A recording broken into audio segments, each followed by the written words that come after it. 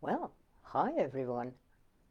I forgot to advertise this week, so I hope it's sort of you remembered and made it, because remember I certainly hadn't remembered to advertise this week. So I hope you've all made it.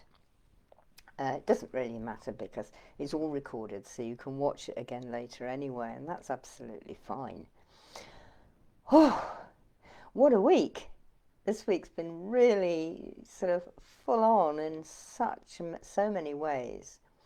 I don't know if some of you have seen the pics of the Caradoc, the Care Caradoc. I went up for the first time on Tuesday. Stunning, gorgeous day for it too. But in the process, and by following Gwyn's directions, Gwyn out north, who is the boss of the mountain there for me, um, I had to go up a very steep way, and I have wrecked my back. It really is bad and sore. All the trapezius muscles and around the backs of the ribs and all that kind of mess. Anyway, enough of my problems. But it has sort of like taken into the week a bit because when your back really hurts, you can't do anything and you can't do anything about it. So I forgot to advertise, and that's my excuse, and I'm sticking with it. So there we go. So, I hope some of you are there, and let me know if you are. Not that I mind talking to myself, but anyway, I know a lot of you will be watching it later.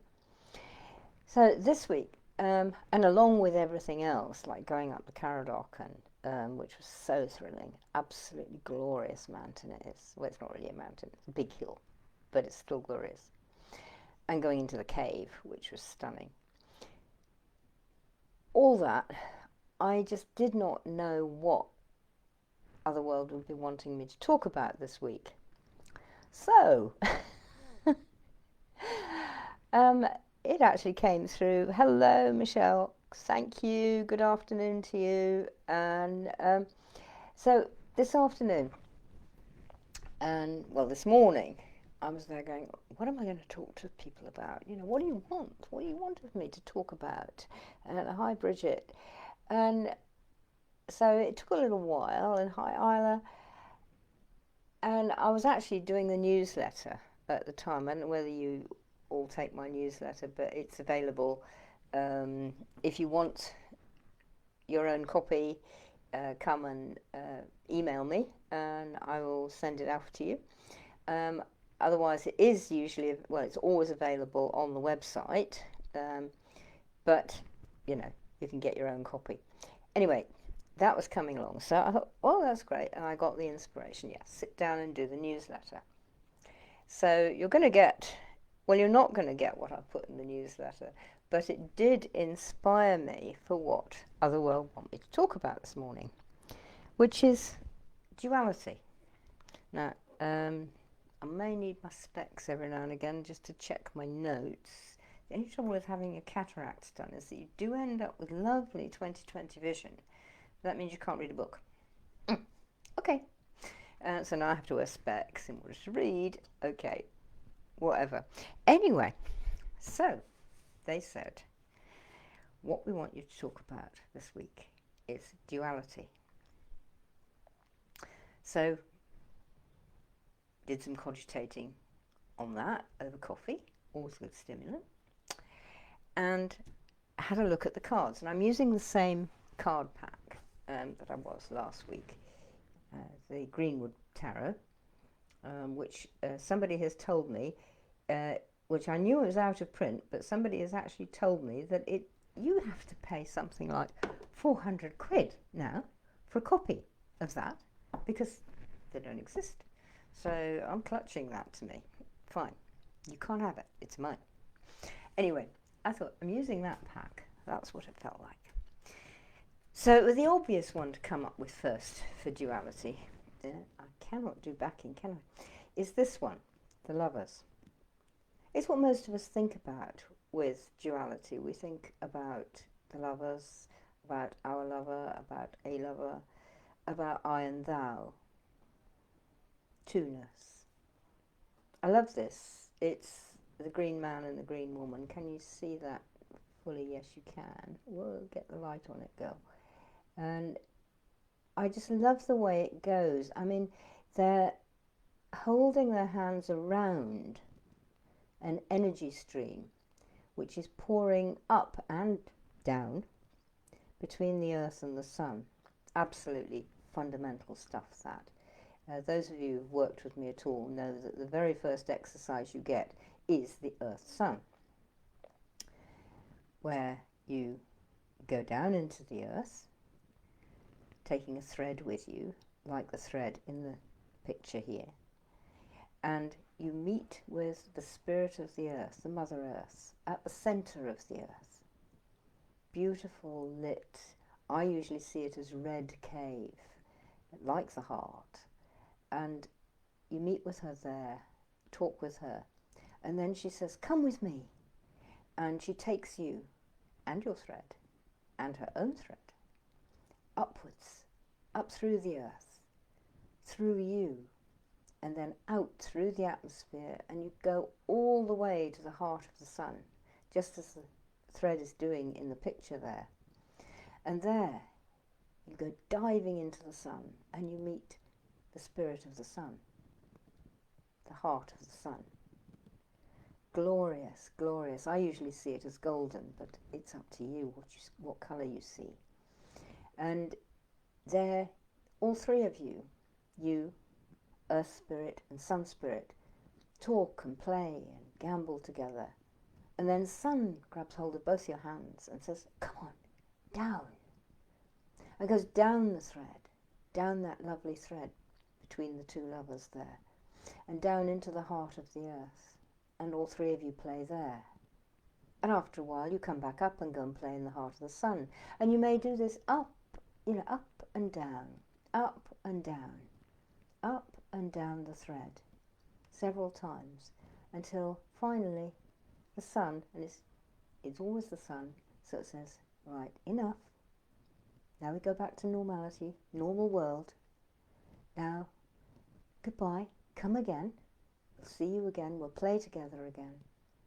And then you and Earth Spirit go all the way down this thread into the heart of the earth again. And there Mother Earth says to you, yeah, it's time for us to part too. But we're never really apart. But you must go home now and work in your own place, in the middle world, not my world. And so you kiss and say goodbye, and you come back up this thread to your own heart, and you find that your thread, perhaps that lovely green one, just absolutely rolls itself up and folds itself up in your heart. And you feel so refreshed because you've become part of that duality. And I see all that in the lovers, the goddess and the god, working together with this thread, being part of the whole, well, not even being part of the whole, but holding the whole, holding it and almost creating it. And you get the chance to go through that, to work with that. The Earth Sun is available in, if you want to do the exercise, is available in Following the Deer Trods, my book. And I'm thinking about actually putting it out on YouTube, well, no, on a podcast that you can grab on the website so that I can lead you through it. You won't stick with what I do all the time. Once you've got the hang of it and got it into your bones, you'll do your own. You won't need me to lead you. You'll be able to do your own and lead yourself down into the earth and up to the sun. Well, you don't. Mother Earth does. And Father Sun does it for you. You just connect between the two and leave yourself open to it. So, that's the beginning of duality. It's also the end of it. It's the whole of it. Is the goddess and the god. Another one of these cards that expresses it beautifully for me is this one. It's called Balance, and it has dragons. so I'm bound to love it. And it has our British red dragon and white dragon twining together, and you see how they twine together. They make that double helix again between the two of them, and they come up out of the earth, through the atmosphere, and then up to the sun. Do you see? And do you see how it connects, and how it connects through their brows? It's absolutely amazing, that. I really love it. And it says it again, this entwining, this taking the spirit of earth and sun and asking it to come within you, and asking, which it always actually is, but asking that they help you recognize that it's always there, that you can be there, you can be on this duality. And you can't have the one without the other. It's really important that. You can't just say, oh, well, I'm going to be the goddess, I'm going to be the feminine, you know. No, it doesn't work. And it never does. And, you know, if you're into that side of it, you can't just say, oh, I'm the masculine, I'm the big macho god, you know, and everything like that. That's rubbish. And it's human, and it's the anxiety, the insecurity that leads you to want to be special, instead of want to being part of the whole. It doesn't take from your individuality, but there's a difference between, you know, me centered, and I'm part of everything. Ooh, yeah, I felt that. Oh, I feel the earth flowing up through me, the spirit. The sun's coming down through me too, and you just feel this glorious connection all the time. You never actually let go of that connection, because if you did, you'd stop the life flowing through you. But you're not aware of it all the time. I mean, you're not aware of it probably while you're cooking dinner or vacuuming the floor or whatever it is you're doing. You may be more aware of it with some things, like most people find they get more aware of it when they're gardening, for instance, or being creative. Hi, Kath, I've just seen you. The creative spark actually does require this duality between you, the giving of the masculine and the feminine. If any of you have done the I Ching, I love it, and I've been using it for most of my life. Dad introduced me to it. Bloody Dad introduced me to most things, damn him, but there you go. And I love it because you have the bowl, 6 open lines, and the spear, 6 closed lines. And in all our old stories, you'll find you have the cup and the spear. So often, have I got a cup and a spear handy right now? I don't seem to have, but you know what I mean. There is the Grail cup and there is the Grail spear. And the cup is the feminine, the enclosing, the thing that holds, the thing that nurtures, the thing that births, the thing that cauldron that bubbles and brews and bursts their spark of creativity, as it does with the Taliesin story. And the spear is the light, like lightning, that comes down and puts the spirit right into that cup. Poof! And we've all had that feeling. You know you have. And that is it. So you do need, you know, if you're writing, painting, making up a new recipe, designing, you know, doing some new stuff in the garden, whatever it is that you're doing that's creative, you know, making something, producing something, even a spark idea is creative. That always requires this continuous moving energy, which I can do this, and that one, oh no, fingers are going. Right, okay, but you know what I mean, the double spiral that goes around both ways. You know, one way isn't black magic and the other isn't white magic. They're both part of the whole magic. You know, just as they are here, and just as they are here, particularly shown here with the spark that's running up between the goddess and the god. So you always need the two. And you won't manage to do anything without that duality. You don't actually manage to know anything. And if you didn't know, so it's going to be a bit painful. A friend of mine's mother has Alzheimer's, and you may well have experienced Alzheimer's yourself.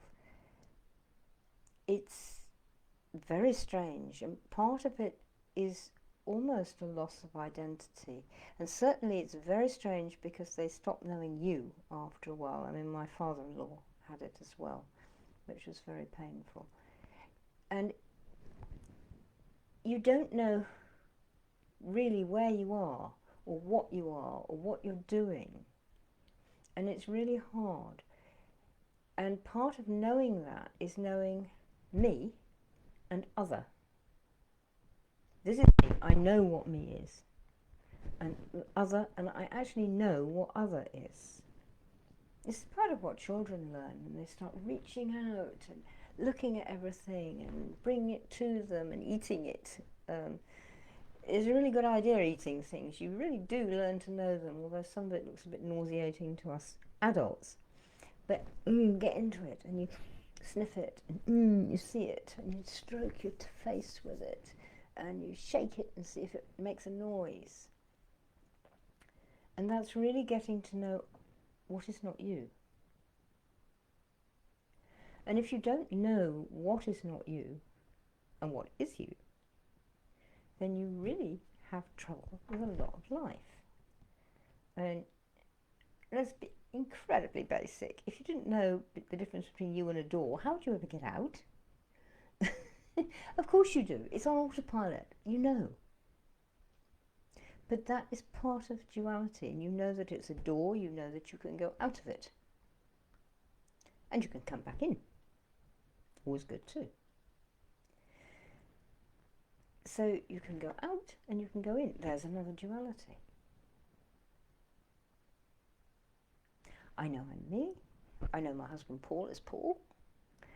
I know my friends, who they are, and I know the difference between me. I know my cat, and I know I'm not my cat. Shame that. I quite like to be my cat. But, you know, we're different. She knows who she is. She's much better actually at being a cat than I am at being a human. But I'm learning. But she knows who she is, and she knows she's not a human. And she knows the difference. She's still learning me, because we haven't yet been together even a year. So she's still learning me and checking me out, you know. Is that what she does? Is it okay?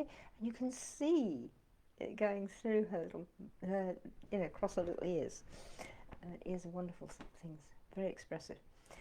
And you see it happening, and you see her defining reality by self and not self. Birds do it. You know, they know that's a bird feeder and that's a tub of water. And they don't do the same things in them. Well, baby birds can do, but then that's baby children too. They learn. But once they've sort of grown up quite a bit, they know the difference between this and that. There's another duality. We have them all the time. And they create. Now, I was looking also at the suits, because this pack actually works like a tarot pack, and it has suits of stones and cups and wands and arrows. And I thought, well, the twos are probably going to give me some good clues there, so I'll start trying to use them. But it wasn't just the twos. Now I'm going to head in, I'll come back to the twos in a minute, but I'm going to head in which the one that really struck me out again, and it leads on very, very well from the cards we've just been looking at. And look at its title. Oh, there we go. It's actually the Three of Wands.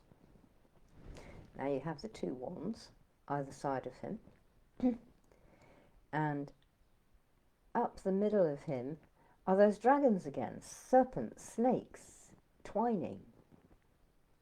And he's standing there at the middle between the two.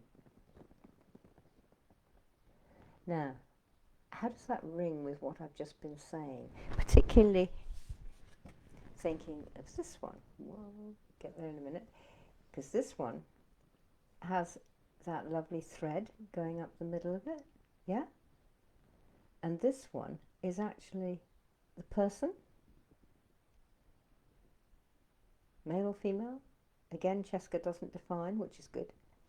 Not for this. And the person is standing there as the thread is standing here. And the two threads are twining up them and standing between the two between the two stars, which are almost like a gateway.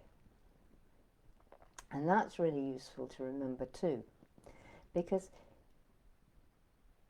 two-ness gives us a gateway. Two-ness does also, three-ness does also give us a gateway, in that in a henge, like in Stonehenge, there's very often a capstone, can't do this very well, a capstone over the two uprights. And we all instinctively know that that's a gateway. And one side of it is different to the other side of it. It's a threshold. And thresholds are always like that. One side is where you are, and the other side is where you will be. So you go through, and then the other side is where you are, and the side you go back to is where you will be. And that's a really important thing to remember. And I really noticed it in this threeness card. Now I said, look at the title, Fulfillment. Just think about that for a moment. Fulfillment. That fulfillment comes because you've got the two, and you're standing between them, and you're connecting to that two. You're connecting across. Your two hands, in that sense, are connecting you across. So you're connecting to the thread that way and this way, and they're doing this. I can do it better now because I'm not looking. You see, they're going in different directions, up, and different directions down. Just as the two serpents are going up and down through this person. And he's there connecting, or she's there connecting with them. And it's that coming together that gives the fulfillment. Now, if we go back to the lovers again, that's in that sense what the lovers are looking for, the sense of fulfillment. And also they show it in the sense of between them is just the one heart.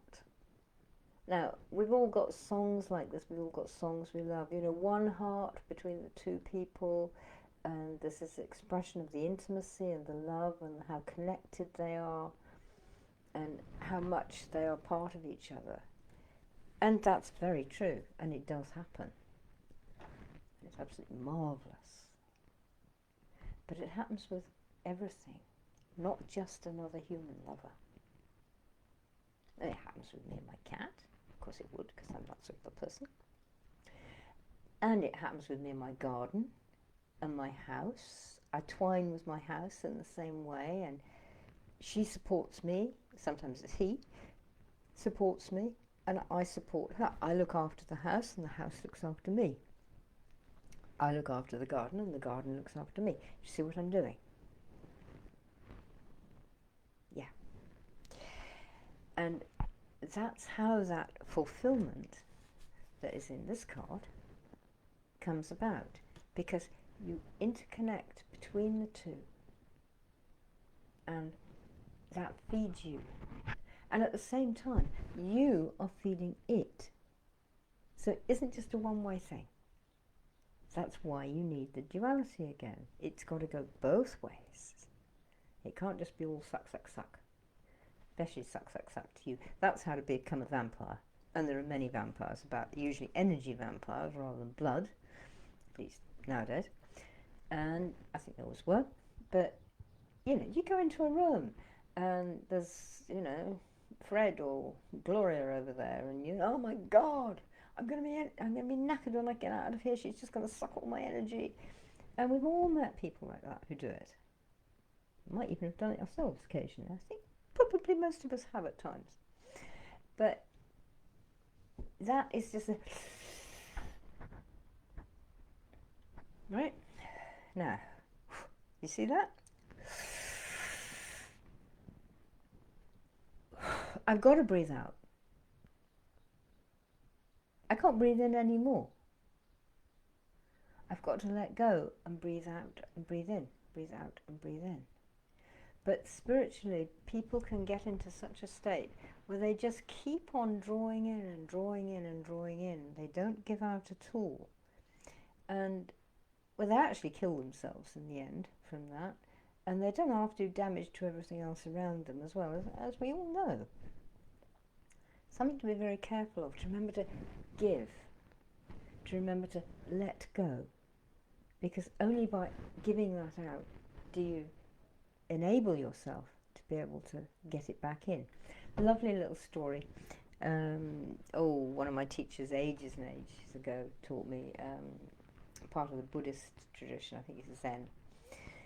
Anyway, there's this master, and he's got his little chela, his student, and the student is absolutely thrilled. He thinks he must have really achieved something and got somewhere with all his meditations, because the master's invited him to tea.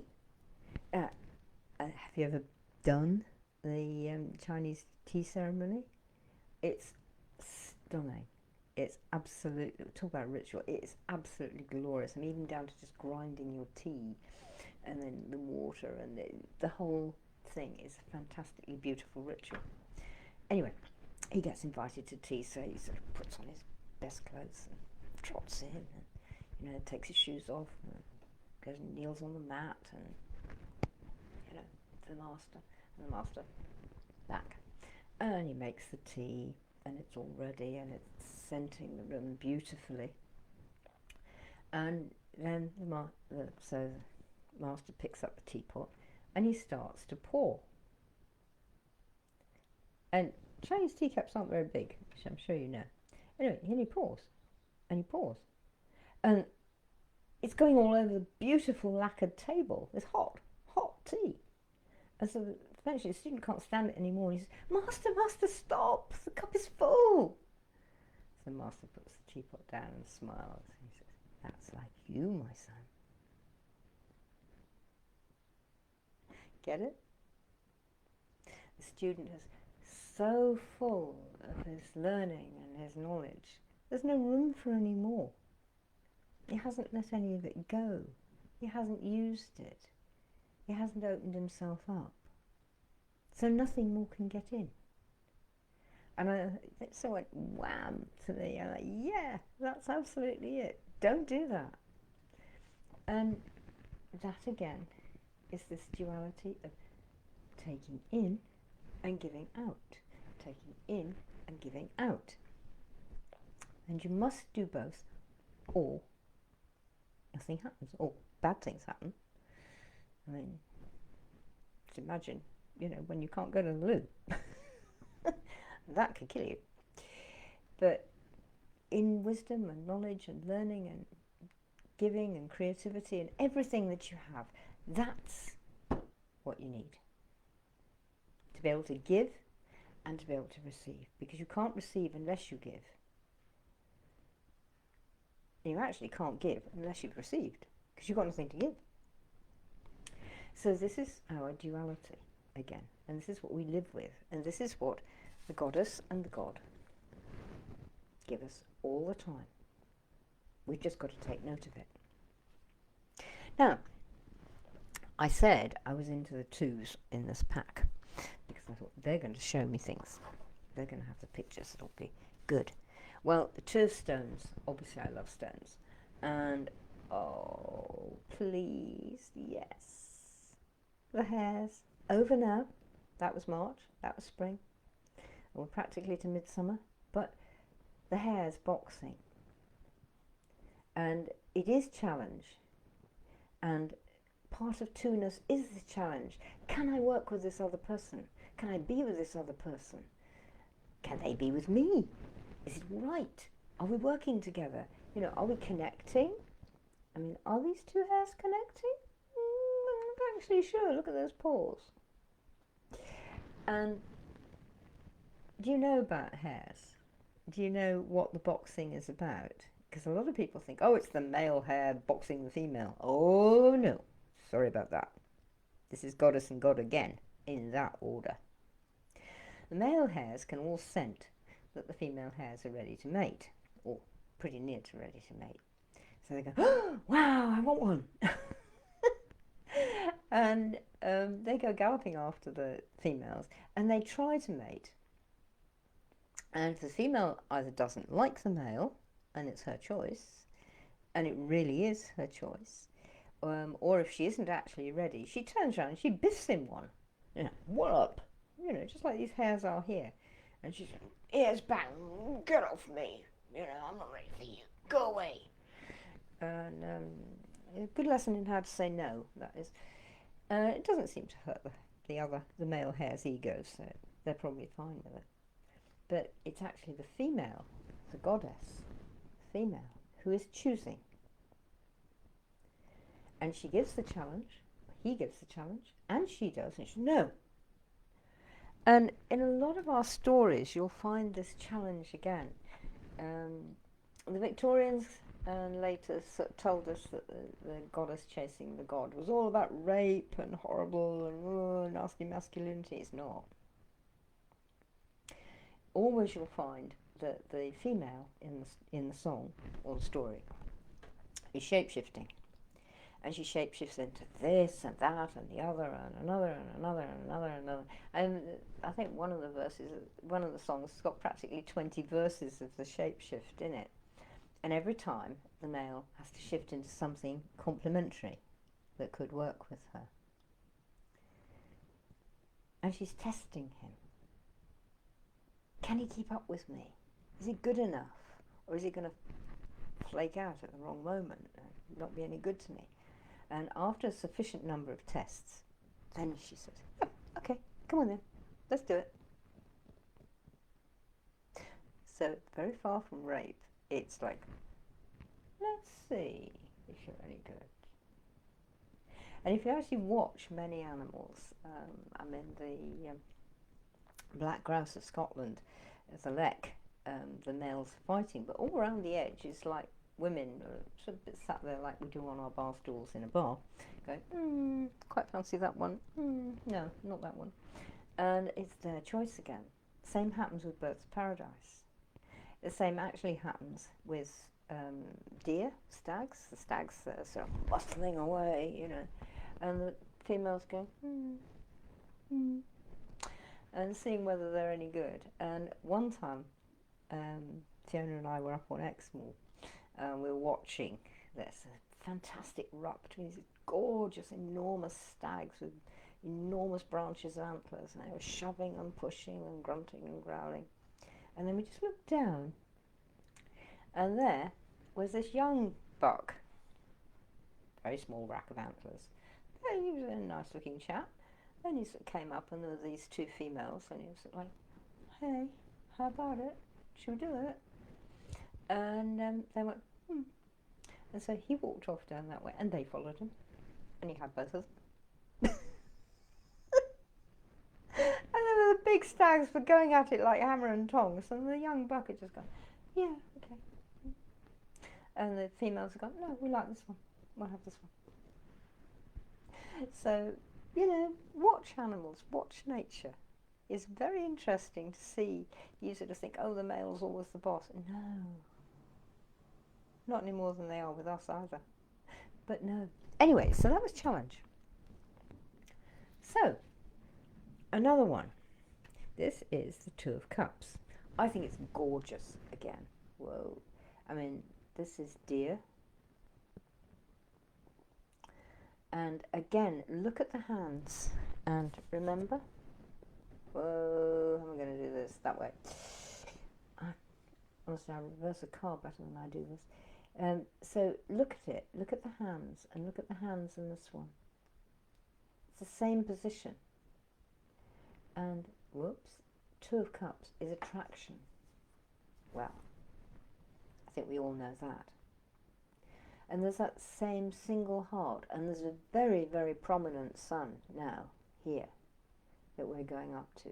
And actually, in the mound that the cups are resting on is a very much of a symbol of the earth. So that is a very strong earth-sun connection that's happening in this. And it's part of that pull between earth and sun that happens between us, between, say, the feminine side of us and the masculine side of us. And we're attracted on the other side, and when it's another person, we're attracted that way, through this connection.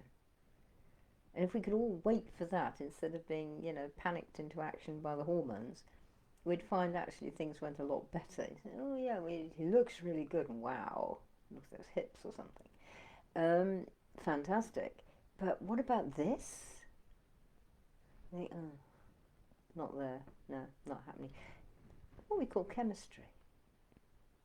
And this is the chemistry. This is how the chemistry works. It's through those threads of connection between us, or not. And we need to take notice of them. Well, the King of Cups does this to me too. So we've got another card, not a 2 again this time, but wow, just look. Just look at that. King of Cups, reindeer, coming together. Again, the thread between the reindeer noses and the antlers twining and full of stars. And I'm going to need my glasses now. I can't be absolutely certain what I'm saying and seeing. Let me look. Yes, it is. Well, let's get up close. Whoa, sorry about this. I'm making you seasick. I'm making me seasick too. Look at the centre that they're over. It's like a tent or a yurt with the fire inside, but look at the shape. That's a heart. And Cheska's intended it so. It really is. And between them and their breath, is their breath going into it or coming out of it? Or is that the smoke of the fire that they're both breathing in? And below, what is below? Those are the fly agaric, the wonderful reindeer mushrooms. They're not, in that sense, hallucinogenic. They're dreamers, like most of our herbs, our magic herbs in the northern part, and certainly in Britain. Most of them are dreamers. And there are 7 of them, and I think, well, I'm sure Cheska put 7 in there quite deliberately, thinking of the 7 energy centres in our bodies. And between them all is the cup, which of course, since this is Gert here again, the King of Cups, it would be. And she just says reindeer. Just reindeer. But to me, there they are, doing the duality again, doing each side of the heart in this time, and holding the whole thing together through their antlers as well, yeah?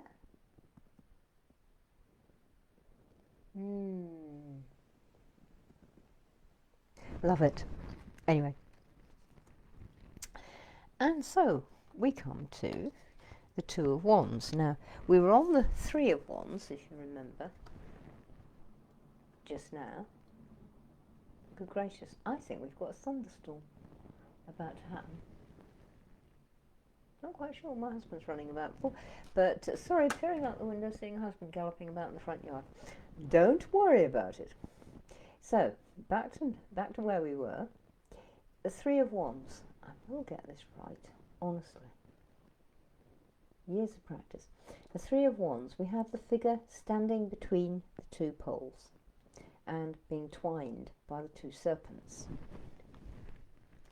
So, in the Two of Wands, we have, this is like the Long Man of Wilmington, one of our hill engraved figures, who does stand there between the two wands like this. And there he stands on the earth, and he is holding the two poles, the wands. And the wands have got like, let me have a proper peer at this. Well, they're two things to me. I don't know what they are to you. But they're both flames, and it's like there are flames on the hill around his feet. And they're also, if you look at some of them right, they're reindeer antlers. They're antlers again. And he has stars around him, and his head is actually the sun. It's there giving out light, giving out the rays of light. And that's really stunning for me. And it's just like, I am this. So when we did the Earth Sun here with the goddess and the god, in a sense, this is what we become. Maybe only for a few minutes, but this is what we become. We are holding the two poles, allowing the two poles to flow through us, feet well connected to the earth, and head well connected to the sun. So again, the duality, the connection between us, we're back to that fulfillment again. The connection between us is about this coming together all the time. And it's through the coming together that the duality really works. Now, is a bit of a downside, one can be a downside on two-ness, of course. If you have good, then you have to have not so good or bad. Good feeling and bad feeling. And some things make you like that, and some things like that. And that's duality again. And you see, one is like holding myself together and, really worrying and being afraid. And the other is like letting myself go, letting myself be. Two-ness has that side too. And in the Two of Arrows, that's very much shown. Now, Cheska uses this card for injustice. So you have like a justice figure, but the scales are not even. One is dropped down and the other is up. And so she uses that as a description of injustice. The figure is like on a boat, and the two lines are possibly like a river. That's a very worldwide type of image. I think, glasses again, sorry about this. Get the, yeah, you see she's holding the two arrows, and in the upwards balance there's like gold. Whoa, get to the upwards one, girl. See, sparkling, and in the bottom one it's like lead. And I think she's using that very strongly. I mean, that's the alchemical image of gold into lead and lead into gold. I see what she's doing. I'm not, and I would use, if I was using her tarot cards, I would obviously use that. If this came up, this will be the energy that it was telling me about. But lead into gold works both ways. I mean, that balance can flow the other way. And it can flow so that both the vessels, the carriers, are equal. So you do have that side of duality and two-ness as well. I've noticed over all these years with the New Age, you tend to get people saying, oh, well, duality is all bad because it splits off. And it means that, there's haves and have-nots. Of course, in life there are at the moment. But that is not what duality is about. Duality is about this becoming whole. It's about, well, I use the phrase, and my students will recognise this, it's about and. I have this and that, instead of I have this or that. And this or that is splitty, and this and that is bringing it together, making it whole. So in a sense, your injustice card, you see, is about the either or. It's either full of gold at the top or full of lead at the bottom. How about if it was actually with lead and gold on one side and lead and gold on the other side? But sometimes the things move like this. You know, that could be balanced. That could be balanced. It would depend what was in the balance trays, the cups, either side. I used to be a dancer, as some of you know, so I used to be able to stand on one leg and wave the other one in the air and look incredibly graceful and all that kind of thing. Not anymore. But you're standing on one leg, and you could be sort of really oddly shaped, all over the place. You're not level, but you're still perfectly balanced. And that's really important to remember, that balance is not necessarily level and equal. It's balance in that it's holding that balance between itself. And it may be swinging and working between itself as well. And that again is the two-ness, which is continuously moving and moving up and down and round and everywhere, so that it's always there, but it's always different. So it's another thing to remember about two-ness and about duality, and it's really important that it is not just this, pair of scales, balanced, and that's really fixed. Exercise I give my students, you can all try it when this is over. Go and stand somewhere with your feet apart, about 18 inches apart, something like that, and stand perfectly balanced with your weight equally on both feet, on both legs, totally equally balanced.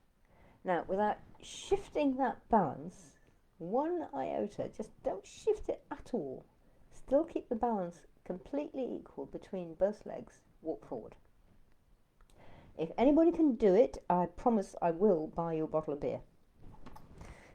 I've never known anybody do it yet, but you try it for yourself, because it just sort of goes, oh yeah, as you realise what you have to do in order to move. And this kind of balance like that is stuck and static and can't move. This kind of balance is movable and flows everywhere and becomes more inclusive and connects to other things and other people, and it's always there, all around you, all the time. For me, that's what you want. Well, I'm off for, oops, sorry, bang like that. I'm off for my tea. I'm feeling that I am in need of tea. So, and probably a snack to eat and things like that. So I shall see you all next Sunday, and I really will be here next Sunday. And even if I don't advertise it, but I'll try and remember to. And have a really good week, all of you. And next week's a bit special, because next Sunday is actually Midsummer's Day, 21st of June. And so, I don't know, but I've got a hope and a feeling that Otherworld is going to come up with something and say, do this, it's going to be fun. So we'll see what we can do. Have a good week, everybody. And I'll see you next week. Bye.